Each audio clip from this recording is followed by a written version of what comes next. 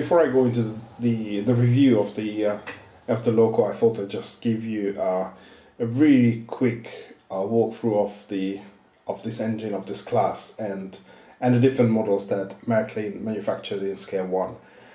So you can see from this Wikipedia article there has been different versions of class 18, and the one I have is this 18.4, which is also called the S3-6 engine. So you can see the Wikipedia article.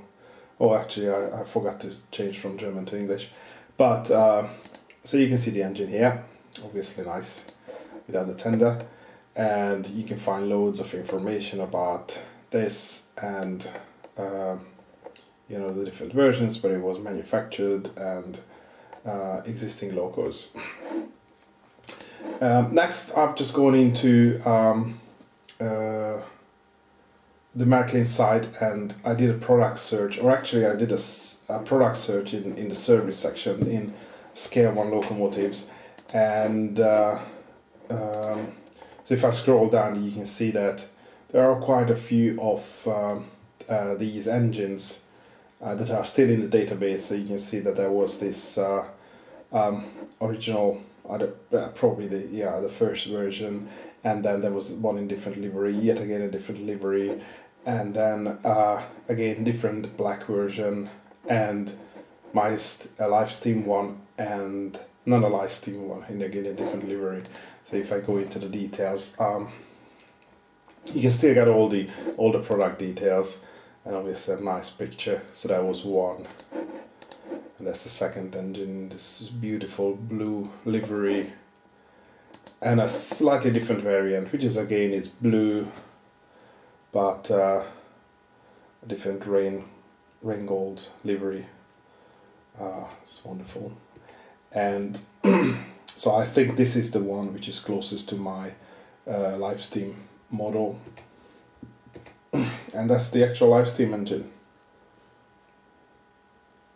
So you can see all the steam fittings here, but I think on mine the main frame is red and it's not black, so I'm not exactly sure. But that's the actual product number, so 555003, and you can find all the details here. And so one thing, it says it was new in 2005, and then it was in 2004 and 2005. So that's probably about a 9 or 10 year old model by now. And just to go through the all the different models, so that's the last one. So again, live steam, but more in this olive. That's probably an olive color livery. So what I like about this Marklin database, that you can still get, I think that's the link. Oh, it's not this link. It's the other one. Yeah. So this gives you the original booklet for the engine. Again, it's only in German. I did email Marklin, but they said they don't have the full version on their website, which would have all the different languages. But it's not awfully complicated, so you can get some general description of the engine, I guess, and the different parts, and then it goes into details of the the wiring and how the servo is connected to the battery, and some of the other components, how you install the batteries, how you connect the servos. That's the on-off switch to turn the engine on. This is how you operate it with the remote, which again I didn't get, so that's this is what you would get with the Marklin engine. And going further down, how to add steam oil and water, and I guess service the safety valve, and adding the filter onto the gas canister, and filling the engine, and how to start up the engine. So you turn the gas on, and then you push this ignition button a couple of times, or at least you need to press a couple of times on mine one. And yeah, check the gauge, yeah, starting the engine, the servo mechanisms, how to oil. I think this would be how to change or service the burner in case it, I don't know, maybe it clogs up or something. And yeah, some of the other technical bits and bobs. I managed to put these German PDF documents through Google Translate in the past, and the result is remarkably good. So that's about the documentation. And if I go back and click on this other button, then it gives me, so a new window pops up, and that's this is where you can see all the spare parts for this engine. So it is all nicely detailed.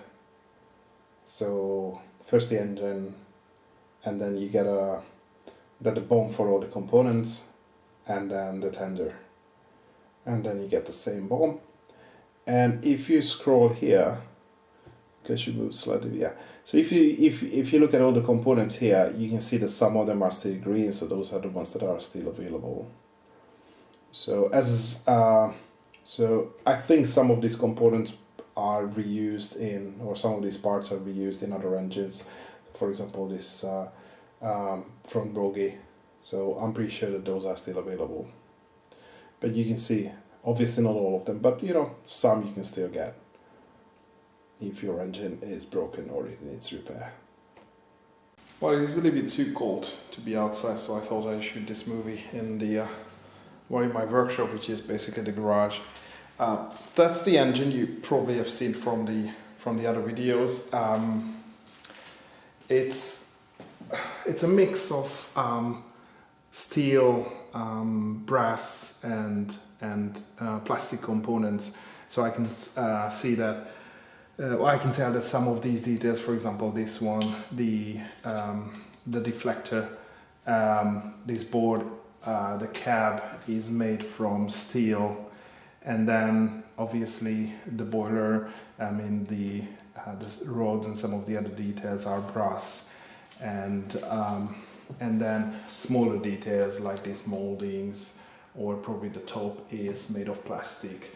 Again, the tender, the base of the tender is steel, and the side are made from probably brass, and this one, which reveals the electronics, is a plastic lid.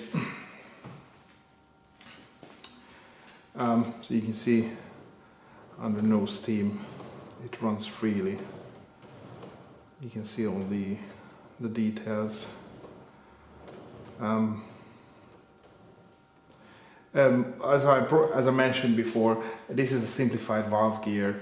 So there is a valve underneath the smoke box which controls the direction, and that also operates as a regulator.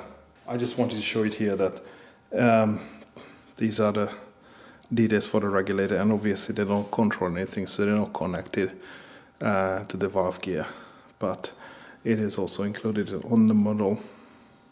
So the top of the cab lifts off, and basically there is a piece of magnet here which keeps it in place. So it's really easy to operate.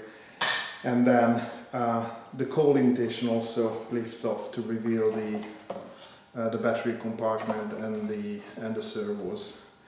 And the other thing which sort of comes apart is if I twist this clockwise, I can lift off the entire smoke box door, and that allows me to access the inside of the smoke box. So everything to operate the steam engine is in here in the cab. So that's the valve to top up the gas tank. This small valve here is to refill the boiler with water. So this comes with a ball valve, which is sitting just underneath. The gas regulator sits here. Obviously, this is manually operated. The servo for the reversing lever is here. It's mounted upright, and that piece of rod which goes there and goes to the front of the smoke box to operate the reversing lever, and the throttle is here, located in the center position, and the servo for the throttle is there underneath.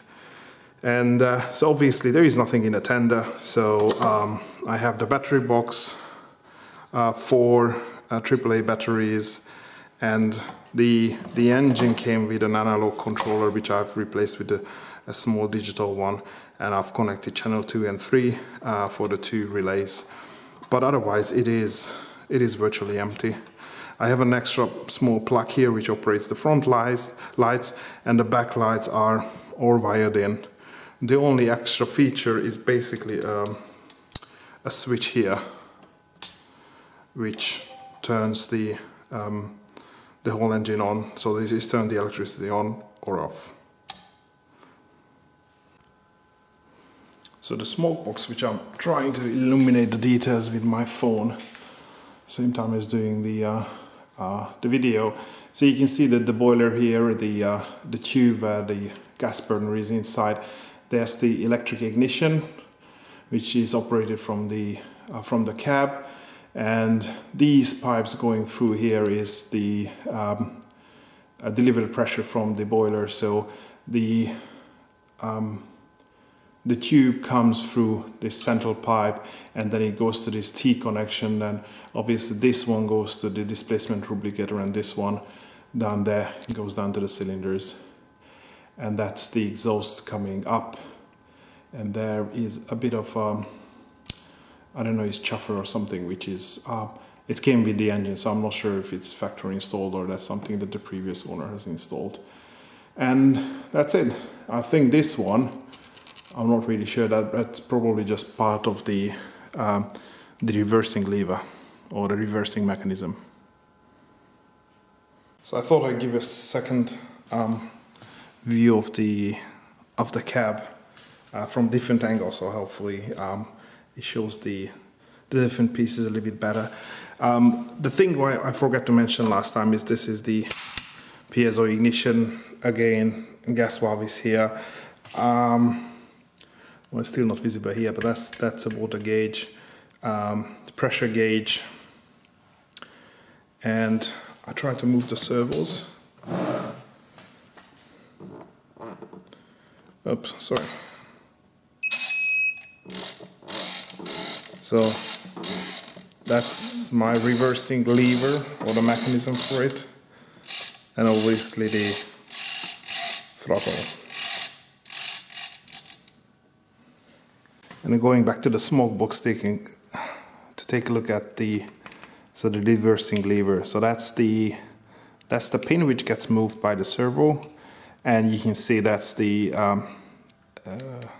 steam line, that's the exhaust, and the 2 pipes on left and right going to the cylinders. So if I move the servo,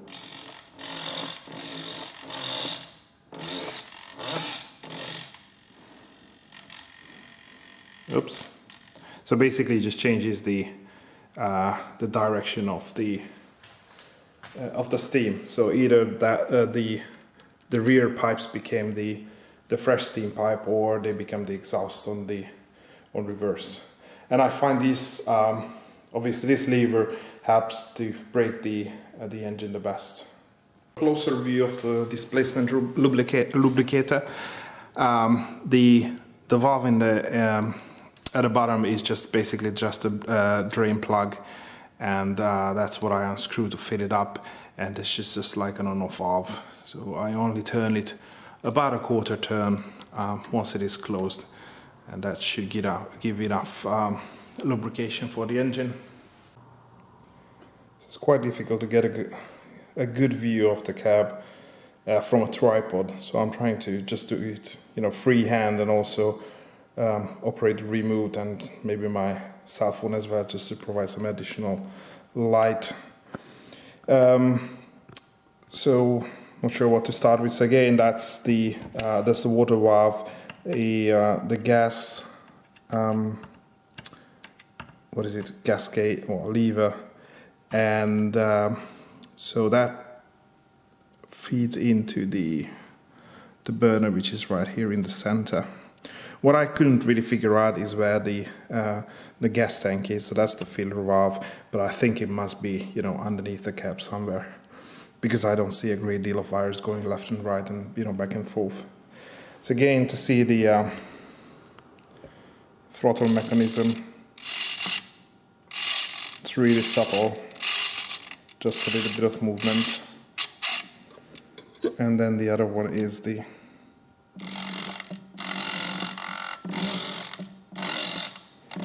reversing mechanism.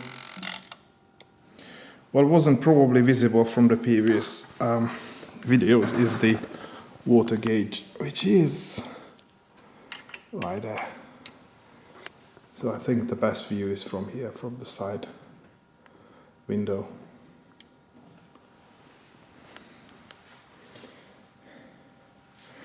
And of course the pressure gauge is really easy to see even when the lid is on. So I think that's pretty much it. I've covered everything. Oh, of course, safety valve is on the top. What I didn't show is, I think I will turn the engine over, so you can probably make it out that there is like a really solid casting in the middle. So that's basically the whole, that's the frame of the engine. So I'm sure that Marklin has taken this engine from the, this live steam engine from the electric engine. So normally that would house all the gears and the transmission and the drivetrain for the electric model. So obviously they kept the same casting.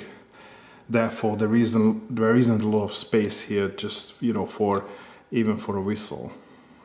So I'm not sure where I would be able to put one if I want to. And also the first truck is something that I have seen on my other engines as well. So that must be an interchangeable part from Marklin.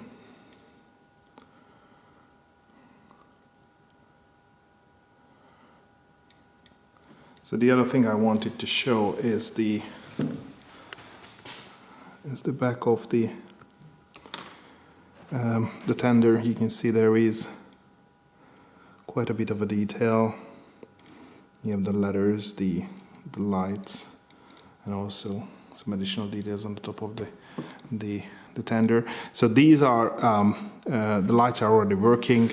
I have another set of lights on the front.